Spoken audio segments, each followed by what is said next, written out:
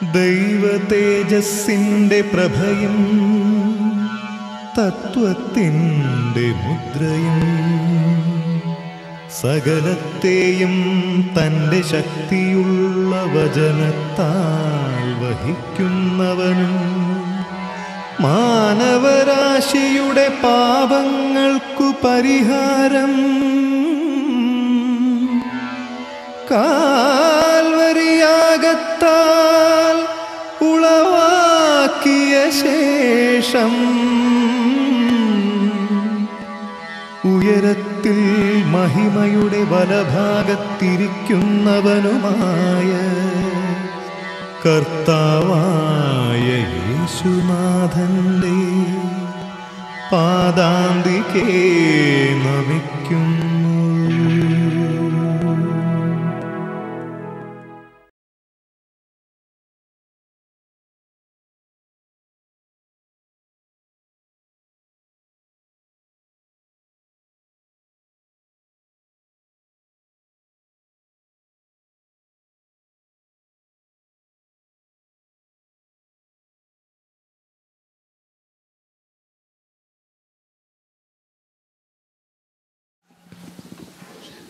മിശിഹായിൽ പ്രിയമുള്ളവരെ, നമ്മുടെ കർത്താവായ ഈശോ മിശിഹായുടെ പീഡാനുഭവവും കർത്താവിൻ്റെ കഷ്ടപ്പാടുകളിലൂടെ കടന്നുപോയ പീഡാസഹനത്തെ തുടർന്നുണ്ടായ മരണവും വേദനകളും കഷ്ടപ്പാടുമാണ് നമ്മളിപ്പോൾ ധ്യാനിക്കുക.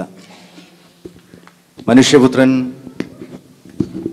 മനുഷ്യ സമൂഹത്തിൻ്റെ മുഴുവൻ സംരക്ഷണത്തിന് വേണ്ടി കഴിവിലേറി അതിദാരുണമായി വധിക്കപ്പെട്ട ആ ദുഃഖവെളിയിലേക്ക് വീണ്ടും നമ്മൾ പ്രവേശിക്കുന്നു. ഇന്നത്തെ തിരുക്രമങ്ങളിലേക്ക് നിങ്ങളെ ഒരിക്കൽ കൂടെ യേശുവിൻ്റെ നാമത്തിൽ പാനപാത്രമൻ പ്രിയതാരാ മാറ്റി തരണമേ. താണു ദൈവത്തിൻ സൂനുഭൂമിയിൽ വീണു താതനോടത്തിച്ചു. പീഡാനുഭവത്തിൽ മിശിഹായുടെ പ്രതിരൂപമായിരുന്ന പിതാക്കന്മാരിൽ പ്രധാനിയാണ് പൂർവ്വപിതാവായ ഇസഹാക്ക്. അദ്ദേഹത്തിൻ്റെ പിതാവ് അദ്ദേഹത്തെ ബലിയർപ്പിക്കുവാൻ ഒരുങ്ങിയതായ സൃഷ്ടിയുടെ പുസ്തകത്തിൽ രേഖപ്പെടുത്തിയിരിക്കുന്ന സംഭവമാണ് ഇപ്പോൾ നമ്മൾ വായിച്ചു കേൾക്കുക. ദൈവം അബ്രാഹത്തെ ഒന്ന് പരീക്ഷിക്കുവാൻ തീരുമാനിച്ചു. അവിടുന്ന് അയാളെ വിളിച്ച് ഇപ്രകാരം അരുളി ചെയ്തു: നിന്റെ ഏകജാതനും സ്നേഹഭാജനവുമായ ഇസഹാക്കിനെയും കൂട്ടിക്കൊണ്ട് നീ മോറിയയിലേക്ക് പോവുക. അവിടെ ഞാൻ കാണിച്ചു തരുന്ന മലയിൽ വെച്ച് അവന് ഹോമബലിയായി അർപ്പിക്കുക. പല നൂറ്റാണ്ടുകൾക്ക് മുമ്പേ മിശിഹായുടെ പീഡാനുഭവത്തെപ്പറ്റി മുന്നറിയിപ്പ് നൽകിയ പ്രമുഖരായ രണ്ട് പ്രവാചകന്മാരാണ് രാജാവായ ദാവീദും രാജവംശജനായ ഐസയാസും.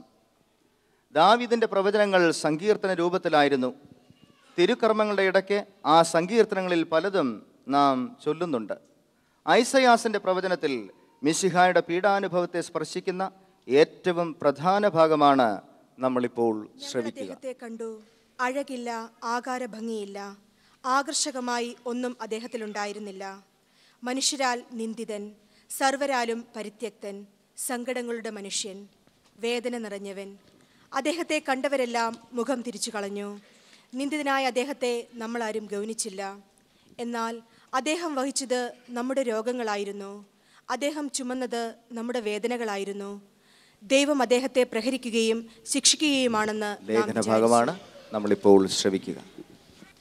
നമ്മൾ നിസ്സഹായരായിരുന്നു. സമയമായപ്പോൾ മിശിഹ പാപികളായ നമ്മെ രക്ഷിക്കുവാൻ മരണം കൈവരിച്ചു. ഒരു നല്ല മനുഷ്യന് വേണ്ടി മരിക്കുവാൻ വല്ലവരും സൗമനസ്യം കാണിച്ചെന്ന് വരാം, അതും സാധാരണമല്ല. എന്നാൽ നാം പാപികളായിരിക്കെ മിശിഹ നമുക്ക് വേണ്ടി മരിച്ചു. അങ്ങനെ ദൈവം നമ്മെ സ്നേഹിക്കുന്നു എന്ന് തെളിയുകയും ചെയ്തു. നീ ഉറങ്ങുകയാണോ?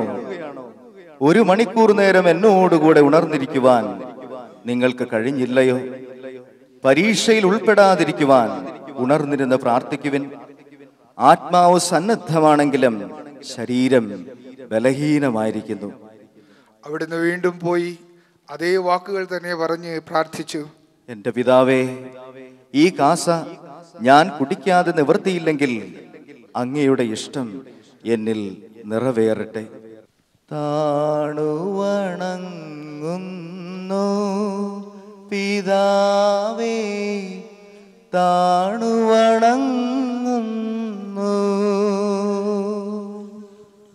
താണുവണങ്ങുന്നു പിതാവേ, താണുവണങ്ങുന്നു. ഏകദേശം 6 മണിയായപ്പോൾ ഈശോ ഉച്ചത്തിൽ നിലവിളിച്ചു, ഏൽ, ഏൽ, ലമാ ശബക്തൻ, എന്റെ ദൈവമേ, എന്റെ ദൈവമേ, എന്തുകൊണ്ട് അങ്ങനെ ഉപേക്ഷിച്ചു? അടുത്തു നിന്നിരുന്നവർ അത് കേട്ട് ഇങ്ങനെ പറഞ്ഞു, ഇതാ അവൻ ഏലിയായ. അവിടുന്ന് വീണ്ടും ഉറക്കെ നിലവിളിച്ചു പറഞ്ഞു, പിതാവേ, അങ്ങയുടെ കരങ്ങളിൽ എന്റെ ആത്മാവിനെ ഞാൻ സമർപ്പിക്കുന്നു. അനന്തരം അവിടുന്ന് തലചായ്ച്ച് ആത്മാവിനെ സമർപ്പിക്കുകയും ചെയ്തു. കുരിശിനാലേ ലോകമൊന്നായി വീണ്ടെടുത്തവനേ, താണു ഞങ്ങൾ വണങ്ങുന്നു ദിവ്യപാദങ്ങൾ.